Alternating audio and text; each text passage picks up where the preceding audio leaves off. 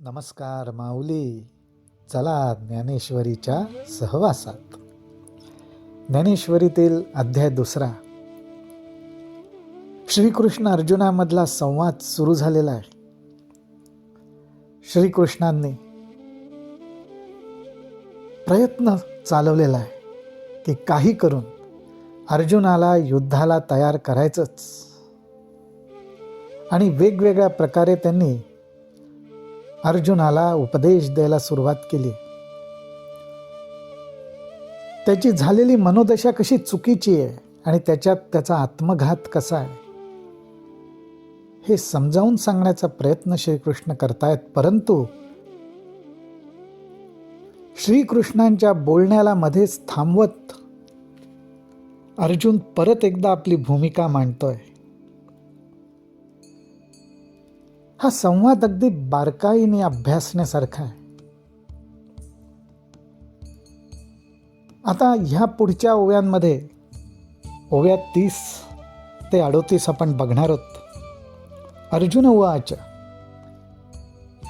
आणि अर्जुन श्रीकृष्ण परमात्म्यांचा उल्लेख करताना म्हणतोय की शत्रूचा निपात करणाऱ्या श्रीकृष्णा, शत्रूचा नाश करणाऱ्या श्रीकृष्णा, असा श्रीकृष्णांचा गौरव करत श्रीकृष्णांना प्रश्न विचारतो की आम्ही या युद्धामध्ये आम्हाला अत्यंत पूज्य असलेल्या भीष्म आणि द्रोणाचार्यांवर बाणांचा वर्षाव कसा करावा, शस्त्र कसं उचलावं. कारण आत्ताच्या ह्या क्षणी अर्जुनाला भीष्म आणि द्रोणाचार्य आपले शत्रू वाटत नाहीयेत. आणि हेच तो सूचित करतोय श्रीकृष्णांचा उल्लेख करून की शत्रूंचा नाश करणाऱ्या श्रीकृष्णा. म्हणजेच न कळत जणू अर्जुन असं म्हणण्याचा प्रयत्न करतोय का की युद्धामध्ये शत्रूंचा नाश करणारे असे तुम्ही श्रीकृष्ण परमात्मा आहात, परंतु मी आत्ता ज्या युद्धाच्या भूमीमध्ये उभा आहे माझ्या समोर माझे शत्रू नाही आहेत, तर अत्यंत पूज्य असलेले भीष्म आणि द्रोणाचार्य आहेत.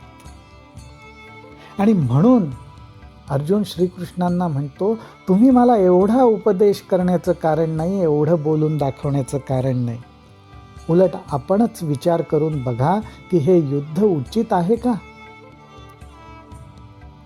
जणू काही अर्जुनाला विसर पडलाय की हे युद्ध टळावं म्हणून शांतिदूताची सुद्धा भूमिका श्रीकृष्णांनी बजावली आहे. त्यांना उचित अनुचित समजत नसेल का.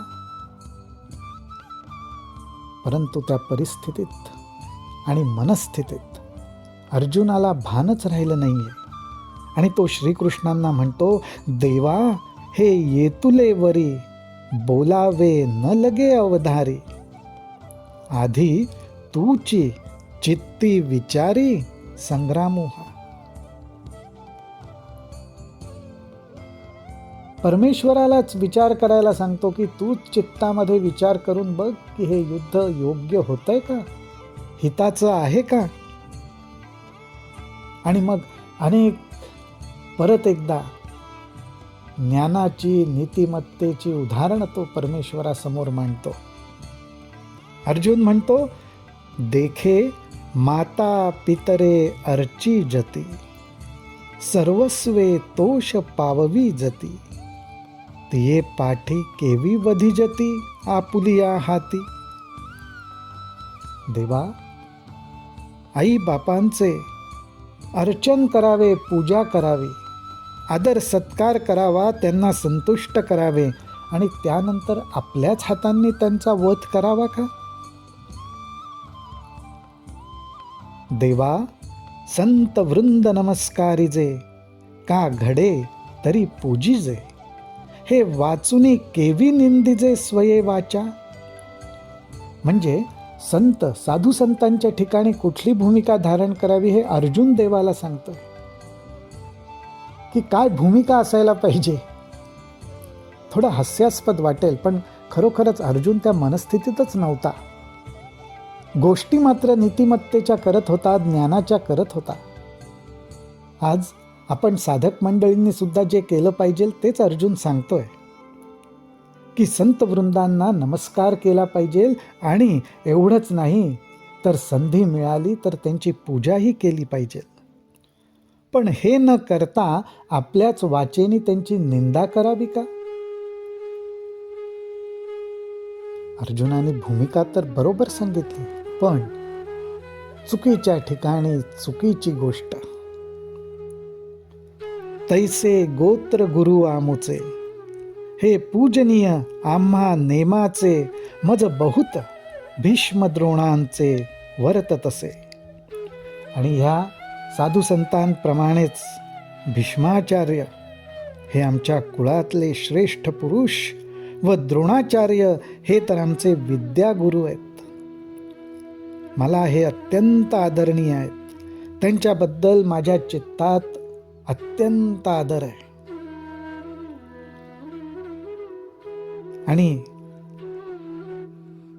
ह्यांच्यासाठी माझ्या मनात जो भाव आहे, जया लागी मने वीरू, आम्ही स्वप्नीही न शको धरू, तया प्रत्यक्ष केवी करू घातू देवा. अर्जुन देवाला समजावून सांगतोय की माझी भूमिका लक्षात घे. अरे, ज्यांच्याबद्दल चित्तात माझ्या मनात एवढा आदर आहे, त्यांच्याबद्दल मी स्वप्नात देखील वैर धारण करू शकत नाही. त्यांना मी प्रत्यक्षात कसं मारू, त्यांच्यावर शस्त्र कसं उगारू? त्याच्यापेक्षा वरी जळो हे जी आले.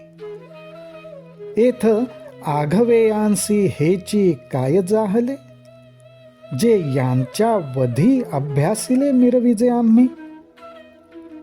आणि अक्षरशः माऊली अगदी बोली भाषेतले शब्द आहेत की त्याच्यापेक्षा माझ्या जगण्याला आग लागो, जळो माझं हे लक्षण. असा भाव जणू अर्जुन प्रगट करतोय.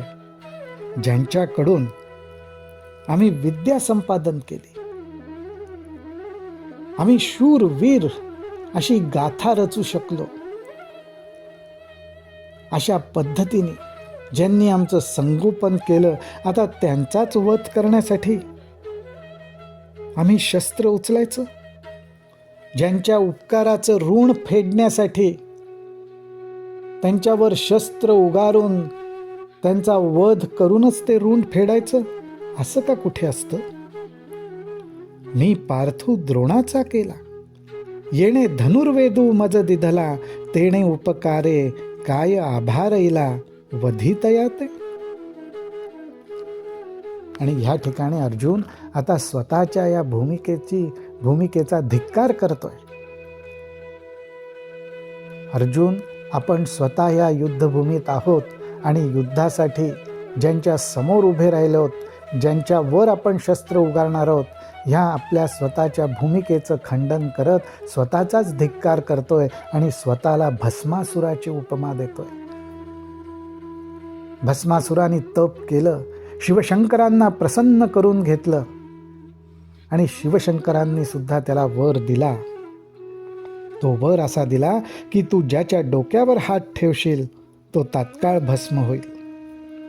आणि मग अहंकाराच्या भरात तो भस्मासूर शिवशंकरांच्याच मस्तकावर हात ठेवू पाहत होता. अर्जुन म्हणतो, जणू काही मी तीच भूमिका घेतोय की काय? ज्यांनी आम्हाला लहानाचा मोठा केला, ज्यांच्याकडून आम्ही विद्या, ज्ञान, संस्कार, आचार, नीतिमत्ता शिकलो आणि आता ते शिकल्यानंतर जेव्हा ऋण फेडायची वेळ आली तेव्हा आम्ही त्यांचाच वध करायला लागलो.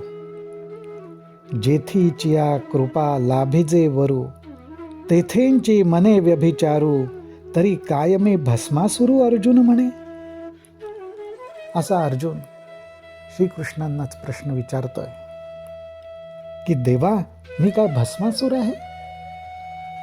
असा हा श्रीकृष्ण अर्जुनांमधला संवाद आता रंगत चाललेला आहे. अर्जुन आपली भूमिका मांडतोय.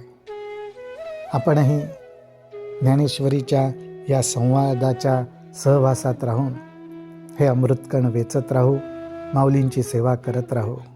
रामकृष्ण हरी, रामकृष्ण हरी, रामकृष्ण हरी.